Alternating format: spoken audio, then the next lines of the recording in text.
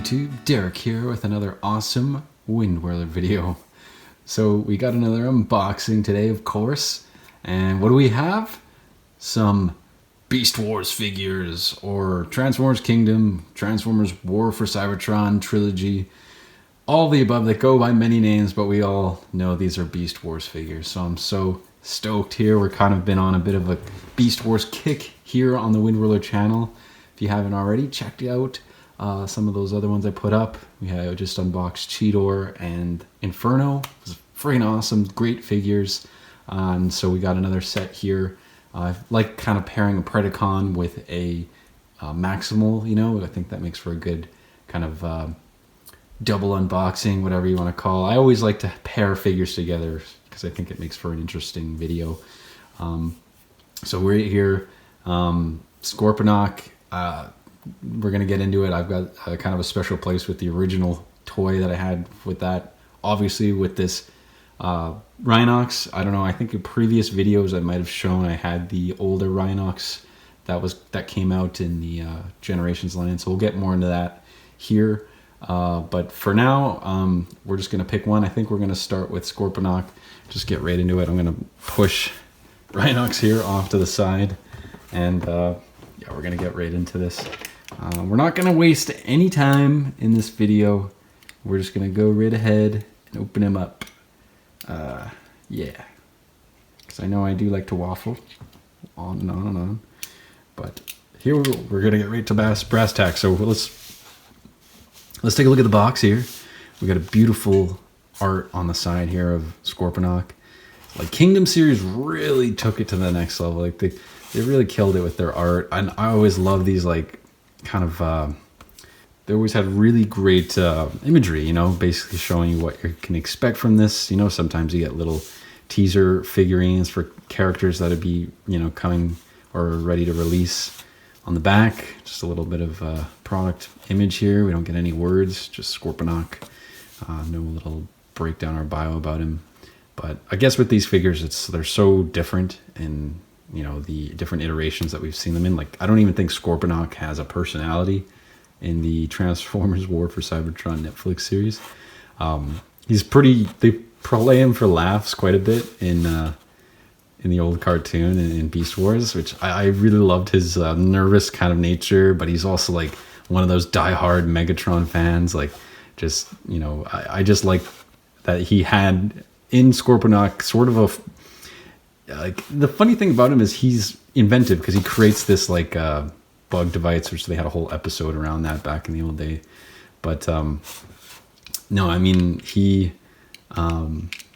inventive, but he's just also like really dumb in other ways. So I don't know what's going on behind the scenes in his head, but like he's very good at building and crafting stuff, but he's also, like, I guess, a little bit socially fucked. But, that's okay. I think a lot of us are like that these days. So I'm gonna just go right ahead and crack this open. We got our nice Swiss Army knife. This thing shines. Put that away so we don't cut ourselves later. Pop that. We got an eye here. That is so cool. This is kind of very reminiscent of the original Beast Wars boxes. And it's kind of funny that that's hidden. Like, they didn't even have to put that there. But that's kind of neat. So, like, looks down, the all-seeing eye. That's kind of crazy. Just slide out of here. There's his instructions. Okay, wow, there he is. Awesome. Okay, so we're gonna put the box aside, stick him over here. This is awesome. He comes with a card right here. I always really enjoyed this this kind of cardboard boxing that comes with it. It's almost a shame that there's all these holes punched into it, because I think this would make such a cool display background otherwise. But no, it's okay. I mean, it is what it is. All his pieces and stuff are all crammed back here. Oh, this feels kind of loose. Jeez. Some weapons. There's the bug. This, we don't need that. Yeah, I think we're just going to cut back here after I've cut him out of these restraints. So just give me a brief moment here. Sweet. Okay, so I got them all cut up out of here. So we're going to pull them out of here. Nice and easy. Ah, perfect. Slide that back. Okay. First impressions. All right, so right off the bat, I'm feeling that there are some loose parts to him. He's not super tightly, the joints and movements aren't super tight. You don't really need to pop them. Everything feels just a little bit loose right off out of the package, which I'm kind of on the fence about. I mean, obviously it's nice when you don't have to, when a figure's like super tight and you're nervous about breaking it. But there's also something to be said where like, this almost feels like somebody's already been playing with it for some time. Maybe secretly that's the case. I don't know. I'm pretty sure this is brand new. I mean, I had to cut the things out, but yeah, I don't know why. These joints feel a little bit loose. So I wonder if, I don't know, if you guys have any tips or tricks as to how to tighten joints, you know, especially Marvel Legends has quite a few figures that are like that too. Let me know in the comments below. You could be helping out other people too. But, I mean, it's not too bad. He seems to be okay. I kind of like the scaling. He's very stocky, you know? Very stocky, like kind of a short guy. His arms, everything here tucks in pretty nicely back there.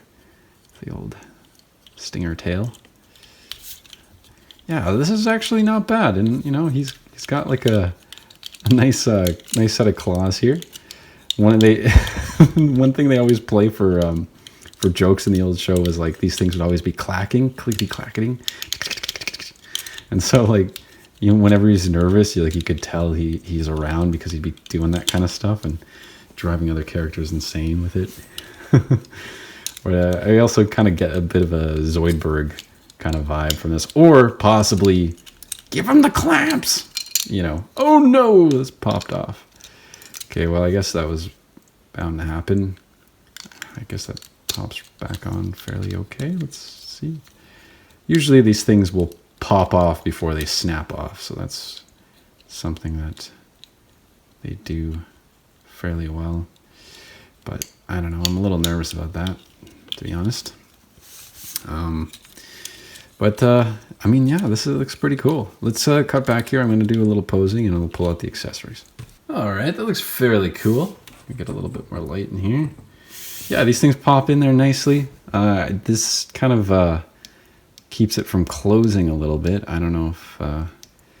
I think these are identical, so I don't know if switching sides would actually work. Oh, wait a minute. I'm a fool. I think that needs to go sideways. There we go. That makes sense. Yeah, so he's got the cool little, little grenade or I guess rocket launching thing. And then here's the really cool piece, this little bug accessory. Yeah, it basically uses the bug to, I think it's like a virus that causes Optimus to go all super angry and really irrational and stuff. And basically if they take it off him, it's going to kill him. So there's a whole episode about that back in the day. And then here's that card, by the way. Just got I think this is my second Autobot Arc card. Not a lot of variety in these. I think I had an Optimus Prime one about 3 times, and now I've gotten my next Arc, which this is also a sticker, which if you peel it back, yeah, you can put that down somewhere, but I guess this is collectible. It's kind of neat. I like it. I just wish there was a little more variety, like we would get other stickers except for just the Optimus or the Arc, you know? But I guess it's better than nothing. I'm not going to complain about an extra free thing that really doesn't, doesn't take away from it. His articulation's not bad. He can move his head around. It doesn't really move up. I kind of wish he had more movement. Like he does, it does look like he has this kind of opening here, but because of the way the back of the head's designed, like it doesn't slip back up easily. So that kind of sucks. I mean, they could have taken advantage of that and we could have got some more head articulation, but really we just get back and forth, that's it. But that's okay. I mean, for the most part, his sculpt is great. The coloring is awesome. It's not quite the OG coloring, I'm pretty sure. I think they updated the colors a little bit for this, but I actually like this. I think there was a newer one that they put out in like a 4-pack or something that has more of the original show accurate colors and stuff, or more accurate to the toy. I'm not sure, but this actually does look good though. I don't knock this at all. And you know, I always thought in the original show, like I was kind of bummed out when him and Pterosaur were killed off at the end of season 1. Spoilers for a 1994 series. Sorry about that. Spoilers ahead. They're killed off, and we get sort of a replacement Scorpion character in Quick Strike, which he's kind of got a totally different personality. And I'm wondering where the decisions were on that. If they were thinking maybe Scorpinok would turn into Quick Strike, or they just kind of changed it up a bit.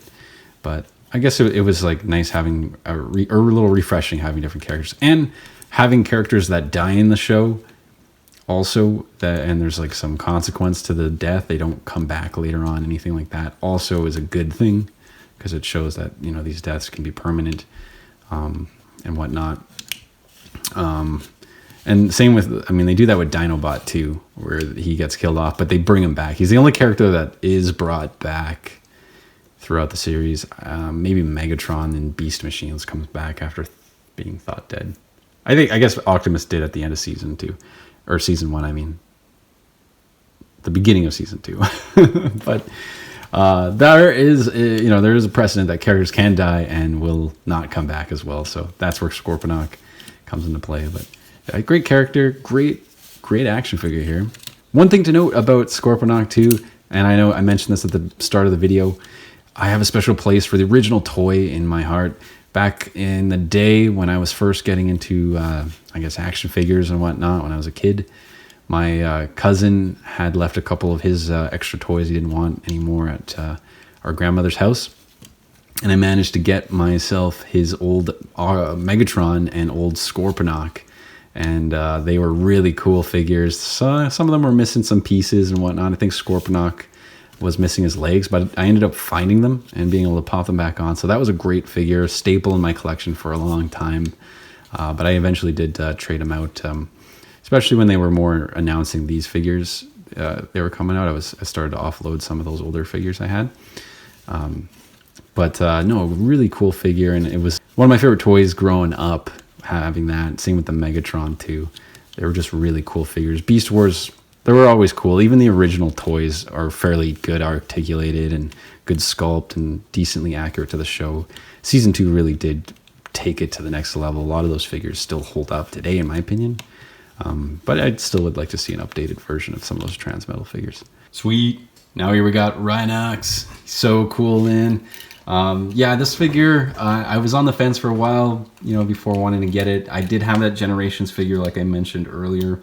That was a great figure, some loose joints to it that did kind of hinder the play value. And there were parts of it that when you transform it, you actually felt like you were going to break it every time. And I actually eventually did snap off one of its pieces. So I did want to get a replacement for that. I knew a friend that just wanted the old one anyway, so I ended up giving it to him for a decent price, even though it was a little damaged. I think it was like $10, something like that, easy. But he snagged that, and it had a great head sculpt. And actually, looking at this figure just here in the box, I kind of wish that green was a little bit more of a shinier, vibrant green. It's a little flat, unfortunately. But you know, it's still okay. I'm gonna get him out of the package. We'll get him in hand, see how the light, you know, refracts off of him. But once again, we've got a dope box here. He looks, you know, the Rhino mode looks so sick. Got the red eyes. You know, he's a robot, so that's really creepy and cool.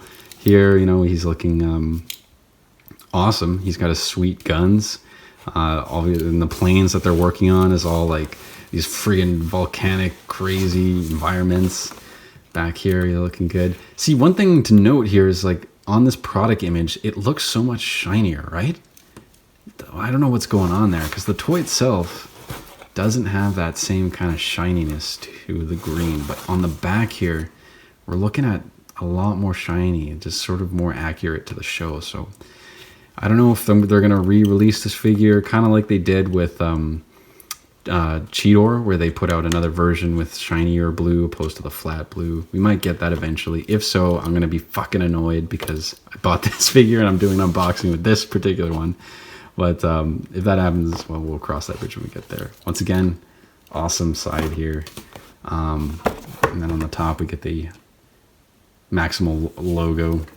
And I actually really like the cave painting stuff too. They really have fun with the theming in this, for sure. So But we're going to open them up right away here. We're not going to waste much time. That. Oh, I think that worked. Is that already open? Sure. Okay, I think that was not too tricky. Sweet. Okay. Oh, there's just this side here. Perfect. Put that away. And there was another one on this side, but I don't care anymore. I'm just going to cut this off. Long past due for me to return this. I've had these figures on ice for some time. Just kind of waiting until I do this unboxing. So here we go. Okay. Out of the box. I already really like the silhouette here. Didn't really get to see it as much with him being covered. But this already looks a lot cooler than I thought it was going to. So this is great. So we got the instructions here. Let's put this box aside. Stick that right there. Put that over. Yeah. Okay. Oh shit, we got Black Arachnia sticker. I was just saying how freaking we don't really get that many variations on these stickers, and got a Black Arachnia sticker. I wonder if these are totally randomized. I wonder if that's why. Maybe I just ended up with some of the same ones. But that is cool. Oh, man. Back here, his guns are just positioned up here. Okay, so here's the Rhino head. That looks so sick. Okay, we're going to just cut back here. I'm going to cut him out, and then we're going to take a good look at him in hand. We did it! We got him out. Let's get through the painful part here. Damn it. Let's get that out of there. Boom. Okay. Put that back there, and we're going to get our first impressions. Wow. Wow. Wow. Okay. I am actually feeling this. This is definitely an improvement from the Generations version of Rhinox. I think sculpt-wise, this is looking a lot better. A little bit more show accurate even. Like, geez, look at that. That looks exactly like the back of him. The big muscly arms. Of course, his articulation is a little bit hindered, you know, just from the design there of the arm, but it's not too bad. And this arm, we get a little bit of up and down movement here. I guess from probably from the transformation. No side to side on that. We got a lot of range here in this. This almost acts as like a butterfly joint, which is really cool. I don't know if that's part of its transformation. It probably is. Here's the loincloth thing. Oh, I like that that's just a solid piece. Yeah, because the original toy had this as like a loincloth that was hanging down, and it looked kind of bad. But I like how they've repurposed the mouth here. This is one thing that they've done a lot in the toys here, is they've just put in pieces that look like the show, even though the mouth is up here and it's really small. But this looks a lot more show accurate, so it's cool that they've been able to, you know, figure out ways to incorporate the look of the show and the robot, and just like being like, oh, well, let's just double put it here, and it looks like the mouth is even put up that way anyways. So, man, no, I'm feeling this Rhinox here. Big, bulky character. There's something about the feet, though, that I kind of wish there was a little bit more something to it. I don't know. There's something a little weird about it. Just trying to get that right pose. Yeah, I don't know. There's a little bit of resistance, it feels like, on these leg parts, but yeah, for the most part, this isn't bad. This isn't bad at all. And we get a decent amount of head articulation. His head isn't quite so stuck the way Scorpinok's is. So you can have him look up a little bit, look around. His mouth and nose features almost get lost in the green, though, just because it's so flat. It's kind of a flat green. I don't know why they didn't go for more of a shiny, pearlescent green. That would have been a little bit more show accurate, a little bit more standy out, but I still think this is an upgrade from that original one that they put out. So, and of course from the original one, which I had those back when they did the 10-year anniversary figures. I collected a bunch of those ones. They were really cool, and it was just like nice because I was able to get them at a decent price, and then it was just about, you know, filling in a couple of the blanks when it came to trying to get the whole cast. But this pretty much does it for my original season 1 cast. So only one I don't have here is Pterosaur, which I do have a version of Pterosaur, or the repaint from the Buzzworthy Bumblebee. I don't know why they fucking made the original painted one an exclusive that came with the golden disc, because it's basically made it impossible to find. So if they ever do re-release that with a repaint, or with the you know, cartoon accurate paint, obviously I'd be looking for trading out mine. But for now, I'm just going to keep my Buzzworthy one on ice till I can figure out what I'm going to do there, because it is a cool looking figure. It's just I'd prefer something more with the more show accurate colors, you know. That's the thing. This one is, I think the one that they put in Buzzworthy was like toy accurate, like to the original toy, but it's not what I'm looking for here. I'm looking for original television show 1990s Beast Wars. That is what I want.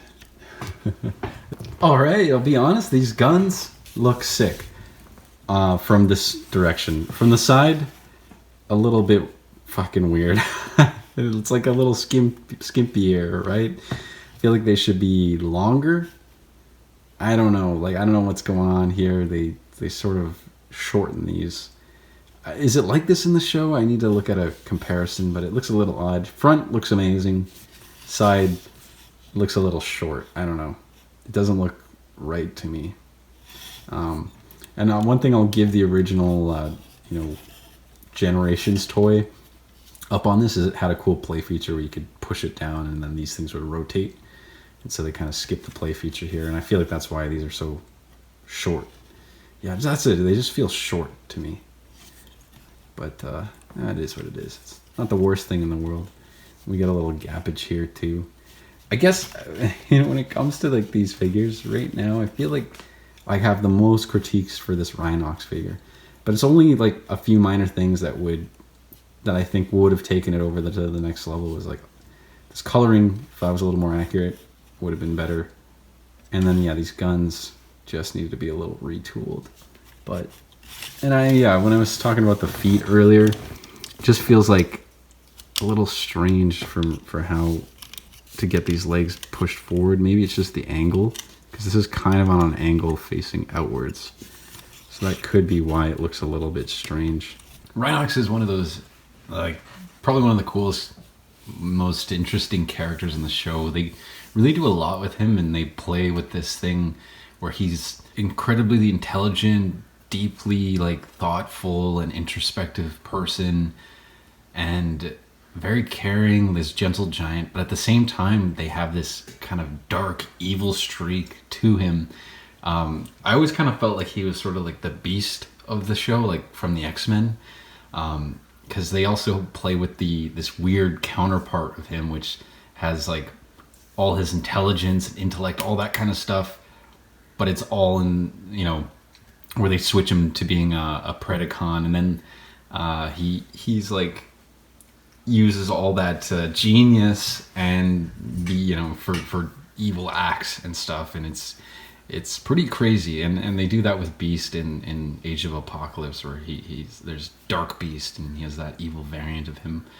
But like later on, I mean, when we get to Beast Machines, that's when things get really weird, like with him, because spoilers for Beast Machines, but basically they bring him back and he turns out to be Tankor. They put his spark into that thing and he's full on evil, fully accepted into it.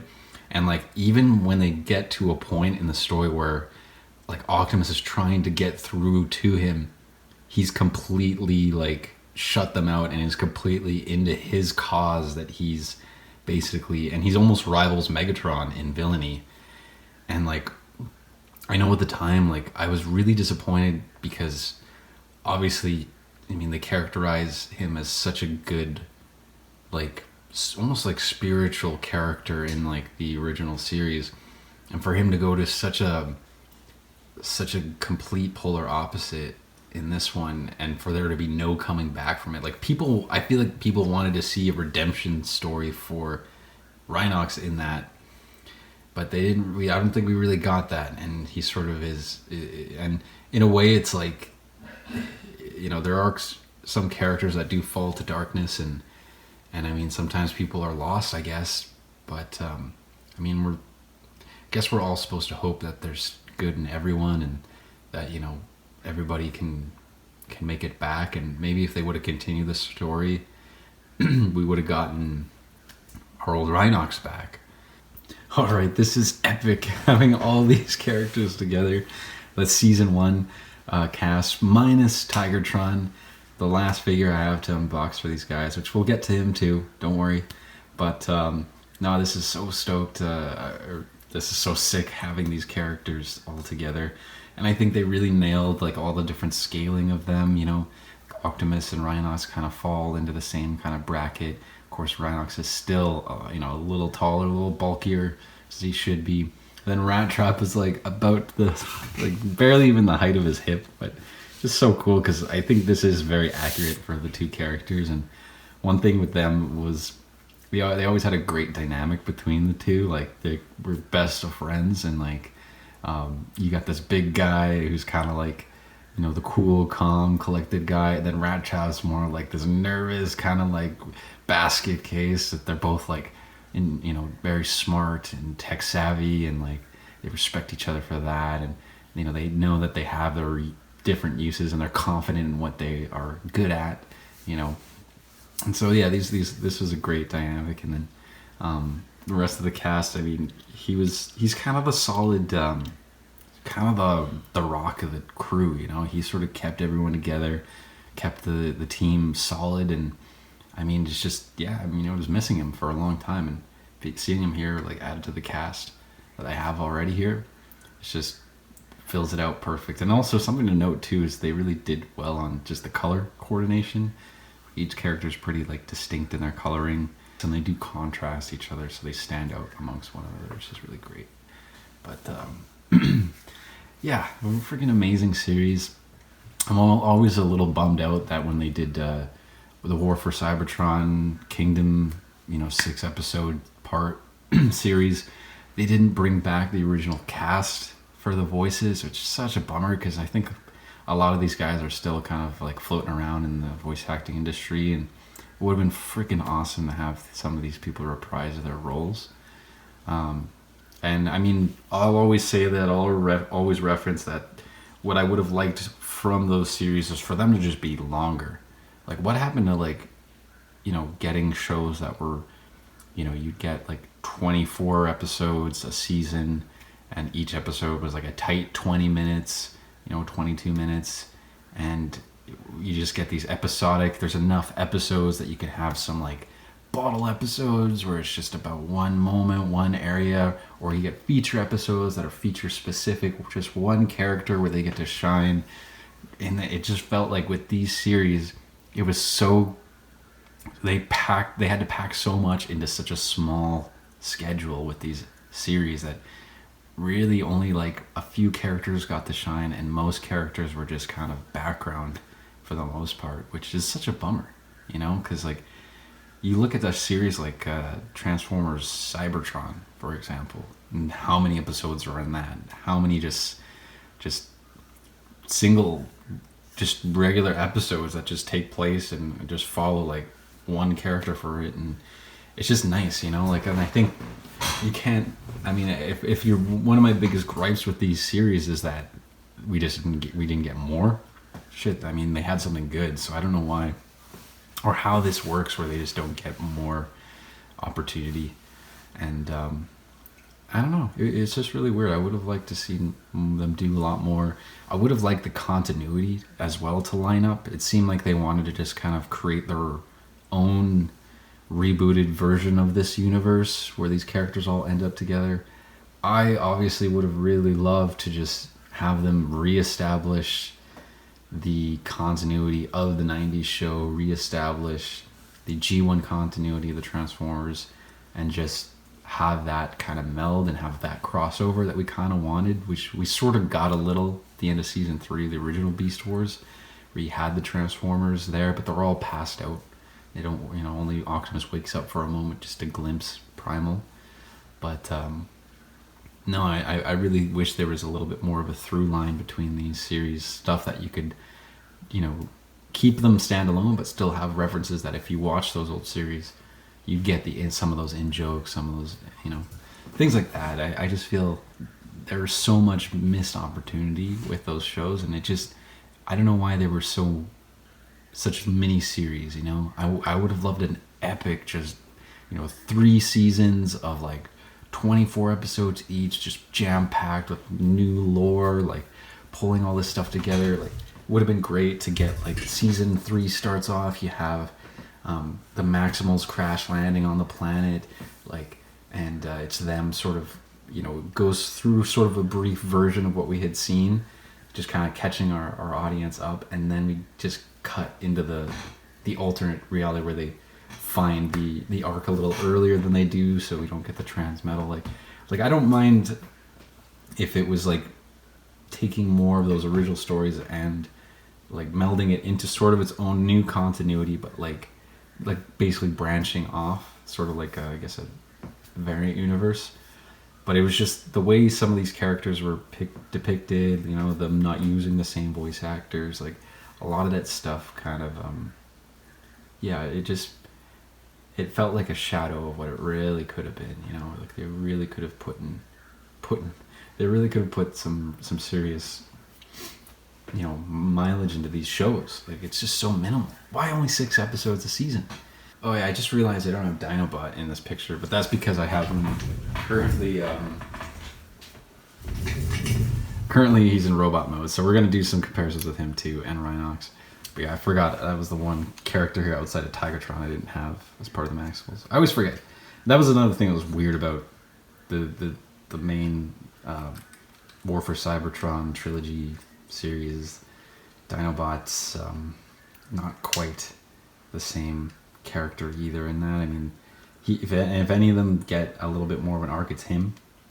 He was a great character, but it's just like, once again, it's just such a shadow of what we really originally got, you know? I just hope that if there's new people getting into Transformers, that was their first show, if they would take the time and go back and watch those original series, because they really wouldn't regret it. Like, it would just expand it so much more and endear them so much more to these characters. And here's our 2 unboxed figures kind of posed with each other here. These, you know, mortal enemy, Predicon versus Maximal. The sizing here is a little bit funny. I mean, obviously Rhinox would just make quick work of Scorpinok here. Of course, I mean, he's got like these sick Gatling guns that just like tear you apart with all the amount of bullets they shoot out. But I mean, we do have Scorpinok here with some heavy artillery, some crazy big rockets and stuff. So I mean, he probably would still be a fair opponent. But yeah, these two match up pretty nicely with each other, and I do think that these were a great pair to unbox. I just like how stocky, and it almost looks like he probably has a chip on his shoulder comparatively. Amount of sizing here, so much more wide in the big arms, the little tiny shrimpy legs. It looks great.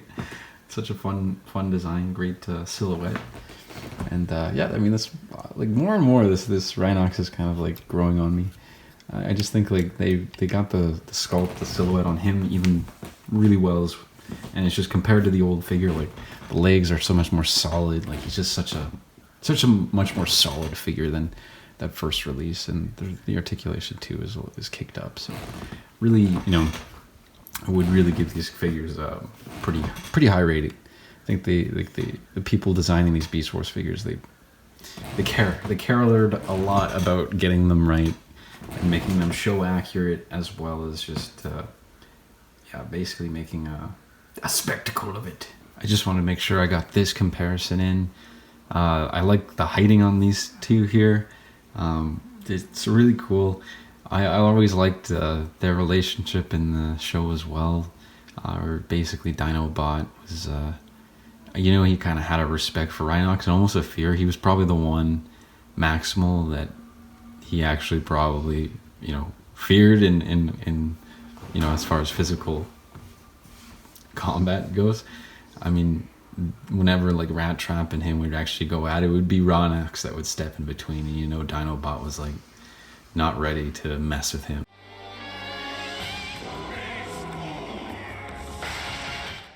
Okay, and here's our beast mode comparison with his fellow Maximals. This is freaking awesome. I mean, for one, having superposable, animal toys like this, dinosaurs, gorillas, is fantastic, because some of these I'm pretty sure I can pair with some of my Marvel Legends figures, and it's actually probably going to look cool. I've actually already got some ideas for that Inferno and Ant-Man. Think this Cheetor would look really cool with Black Panther. So yeah, a couple of ideas in the mix here, but yeah, I think it's definitely nice to have some synergy within the action figure collection, where you can get some crossovers and stand-ins from other lines that kind of work well. G.I. Joe is great for that with Marvel Legends, because obviously it's nice to have a couple army guys, with your Captain America, something like that. It is nice to have that kind of mixing of stuff within the collection. Now, Rhinox, his beast mode is pretty beastly. It's very, very cool. I like how bulky the front is here and these tiny little back legs. And what's nice is there's some articulation to these too, so you can get him moving them back and forth.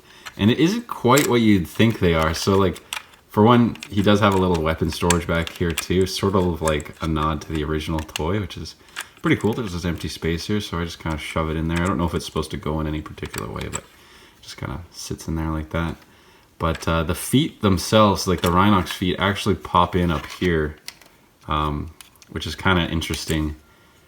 So, but it looks like it's supposed to be like the feet of here. So once again, just another great example of how they've made the robot mode accurate without having to sacrifice, the articulation or the design of self of this, because they just pop in like regular legs you can pop out here. So it's very, very smart, very cool. My only things with this figure, because he is pretty posable, I'll say that, and he'll bend out like this. This kind of reveals more of the green, which you don't want to see as much, but I guess my gripe with this, once again, like I've got a lot of issues with this Rhinox, but the one thing I would say, I have a lot of praise for it as well in a lot of ways. Like these horns are pretty sharp, pretty nice looking. It's nice that they colored the second horn. I don't think they did that on the last couple releases of him. He's got an open mouth, which is sweet. But I think the coloring of him is a little bit flatter. I almost wish it would have been a little bit more brown tones in it. It's just, to me, this feels more like the gray kind of evil version of Rhinox that we got in that one episode of Beast Wars back in the day there, if you've been able to watch that.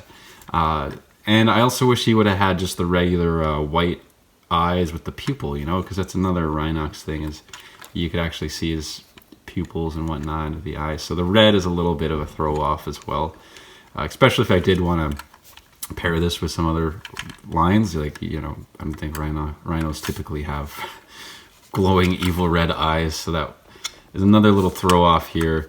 So I mean, but overall, like design wise, the sculpt, like the build of this thing looks awesome. You actually get some decent articulation still, like you can kind of move the head up a little bit just from the way the transformation works, and the arms move forward. Like it's solid. There's just, I think the overall issues I have with this figure really just stem from the paint. That's it. That is it. And not that the paint doesn't, like, there are some good efforts to it. I just don't think it's the right choices on some of this. But like, it does look good. It's clean. There's no like bleeding or anything. It's just that would be the one thing I would say for it. But other than that, like, it fits in nicely here with the crew. Basically exactly what you want for them all to look like. I even got Dinobot in this shot too. But yeah, I'm pretty stoked about this. I wanted to see. I'm excited to open up that last one, Tigertron, and of course I'm very hopeful that maybe they'll be putting out some Transmetal versions of like Cheetor, of Optimus, maybe eventually we'll get Transmetal 3, Dinobot, who knows. There's a lot they can do, and it's just, they've set themselves up in an awesome way right now with the Legacy line, and them bringing back versions of these characters from the older shows, like putting them all into one massive line, like very, very smart, and I think that they could do a lot. So I'm excited to see what they'll put out, and I have a feeling we're gonna get some stuff because they already announced that Silverbolt, which I have to get. Looks really cool. So if we're getting Silverbolt, you know we're gonna get a Quick Strike. We'll probably end up getting these other Transmetal 2 versions or Transmetal 1 versions of these characters. So here's hoping. Awesome, and here's the Predicons all assembled. They look freaking cool. I really like how much I guess insect arachnids are kind of associated here with the Predicons. Yeah, we got the one giant lizard. Obviously, it was always played for a bit of a gag with like him having the tiny little arms and expressing and stuff with that. So it's very fun. And then they all kind of look up to him too, like they sort of worship Megatron. So like that's kind of an interesting thing to have him to be such a tall creature, and all the rest of them are all insects towards him. So it's just really emphasizes that whole the dynamic that he has with his subordinates. But this main event here, we got to go back to our feature transformer here. So let's put these back here for now. And Scorpinok is pretty sweet. I'll be honest. His beast mode here is pretty inventive, especially the way they've made the legs out. So like you turn the waist sideways and the legs kind of just overlap up to this thing here, and it fits in there pretty nicely. This has a nice pop in there feature. Like it almost feels. I was trying to figure out how to get this. This is one of the harder ones, but literally you just stick that in there. It goes through that hole. You hear the pop and pull that down. But that was the only tricky part about getting this figured out. But he's got some decent little articulation here in his stinger, which is cool. I find the legs a little bit too loose. Well, that's just probably the one gripe there. Once again, I don't know if you guys, like I said, if you guys know a way to tighten these things, if you're just like, I heard maybe nail polish, like if you got clear nail polish and you like lather the bulb there, it gives it just a little extra layer. I've heard that maybe. I mean, don't try it. If you're nervous about damaging your figure if you don't have a spare one. But that's the one trick that I've ever heard of, maybe, and I've never really used it myself. But if you know any of the other ways I could go about tightening these joints, that would be awesome. But no, I love it. I love his fangs here. It looks really cool. This is one of the most solid designs for sure. It just, it looks really, really awesome. And on the back here, you have everything kind of popping in together. The claws, you can still have his weapons and stuff stored here in his claws. And then, yeah, I mean, just the colors too. Like I said, I can't get enough of this Scorpinok. They really nailed it. They nailed it for all these figures. I mean, they've had a long time to think about the designs, years since the show ended. And it's just, they really did a good job. They've done these figurines justice, in my opinion. And yeah, I'm excited. I still got Tarantulas to open up. And I also have a Pterosaur as well. So we're not quite done with the Predicons yet. And of course, there's still a chance that we could be getting, Season 2, Season 3 versions of these characters, which I'm looking forward to. So we'll see where they end up with that. But for now, this is perfect having these figures. Once again, like, this is a great crossover for an Ant-Man, display or something like that. Scorpion, I don't really know yet where I would cross him over, but it would probably fit somewhere at some point. Yeah, I mean, this is a great team. One of the best shows, in my opinion, of all time was the Beast Wars. And best Transformer show for me still to this very day. Only ones that kind of approach it in my mind are, I would say, the Transformer Prime Wars or Prime Wars trilogy, Combiner Wars. The shows that were made by Machinima, like, these ones were really, really cool. There's some parts that I don't like in the second and series, especially to do with Hot Rod, but I really thought the animation was solid, and I like the concept of just Megatron and Optimus are kind of out, and there's sort of these other factions that are all come together to try and create one world. And I think all that was pulled from the comic books, but I think it was a really solid series with great soundtrack and great voice acting. A lot of cool stuff in it, but yeah, except for the Hot Rod regression, I don't like to see a character regressed like that. It's one thing. But Beast Wars still, like I said, it stands at the top, I think, of Transformers TV shows. It had introduced some of the best lore, some of the best characters. I feel like they still haven't quite reached that same level, I feel like, of character development. Maybe in those Transformer Prime series, maybe they've gotten closer to it. But Transformers Animated was pretty sick too. It was a nice like sidestep from what they had been doing for a long time. But yeah, that's just what I think there. Let me know what you guys think. What's your favorite Transformers show? Did you ever watch Beast Wars? Like, that kind of stuff.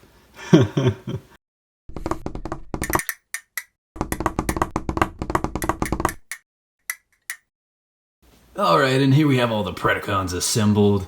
They look so sick together. Just having them all in robot mode, like they just kind of do have that nice feel between them all. The height scaling with them is all really nice as well. I don't know if that newer Waspinator that's come out is maybe a little shorter, but I like this height for Waspinator. This is, to me, is still a pretty solid one. I don't see myself replacing him unless I end up breaking this one. Scorpinok here, he definitely comes at the lowest height compared to all the other characters. It's a little funny, but I actually like that. He's definitely wide. He's wider than a lot of these other guys too. Inferno and Megatron, I like that. It's just kind of bridging the height gaps. It makes it look a little bit more interesting, I guess, for the visually, I guess, here. But yeah, this is pretty awesome. I'm just missing, like I said, Tarantulas, Pterosaur here, and then we got our full Predicon Season 1 team, and I really dig this. Now, I'm sure you're wondering, like, Derek, are you going to be putting out a stop-motion series here on the Windwhirler channel featuring these characters? For now, I'm sort of keeping some of that on the back burner. I've got the Marvel Legends series stop-motion, and I also have a Transformers, I guess the G1 characters. I got one plan for that, and there's obviously Bionicle Warlords of Fierce Magna, that stop motion. So I want to do a Beast Wars series at some point, but for now I think I'm just going to be putting out a couple shorts. You guys can take a look at my shorts. That's another thing I've been kind of really been building out, taking all these little short clips I've been putting into my stop motions and some that I've been putting on Instagram and reposting them on YouTube Shorts. And I've been getting a lot of success with that. There's been some really pretty crazy videos that have really blown up. I've actually had one that was probably my biggest blow up ever, and it was a Sandman action figure video from Marvel Legends. Did not expect that. Don't know how to recreate it, but it got to 11,000 views within like 2 days. So I don't know how the algorithm worked. I guess they just fell that sweet spot with that video. But it's just funny because like you'd think Spider-Man himself would be jumping up to those kind of numbers. But anyways, I'm not going to complain about the biggest, most popular video I've ever had. For some reason, it was just that particular one. I guess that's just how it is, right? You can spend 6 months, a year and a half on one big 10-minute stop motion with a very in-depth story and whatnot. And then you can just post one clip of like a guy kind of grunting and turning into sand and turning back, and that goes to 11,000. So it's just weird how that works. But I do actually love that little clip, and I love that Sandman figure. So it's just kind of neat. I hope I get more of those kind of videos that just get that little jump on the channel. These here, yeah, I'll be putting out shorts with these ones. I'm sure you guys have already seen a couple here in this video. They've been pretty neat. I really enjoyed these figures and had some fun thinking of different little short ideas. But as far as an actual ongoing series, it's going to be a little bit before I get to Beast Wars here. And I think it's going to be one of my best when I do eventually do it, because I'm going to have the experience of having completed the Marvel Legends, completed the Transformers, completed my Bionicle one. And then this one is going to have probably my crispest animation, some of my best storytelling. And I have such a good knowledge of the original series and the way the characters are and the way the most of those plots would kind of drive each episode, that I really think I'm going to do a great job eventually when I do get to this. But for now, just enjoy the content I have coming out, and just be a little patient here. I'm trying my best to get this stuff out as fast as possible. but still, keep that as high quality as I can and continue to improve my skills along the way too. But anyways, thank you guys for watching. Appreciate you stopping by. Like the video if you like the video. Comment. Let me know what you guys think of these figures. If you got them or if you want to get them or if it's a pass, anything like that. I guess ring that bell if you want instant notifications for my videos. And of course, subscribe if you love this.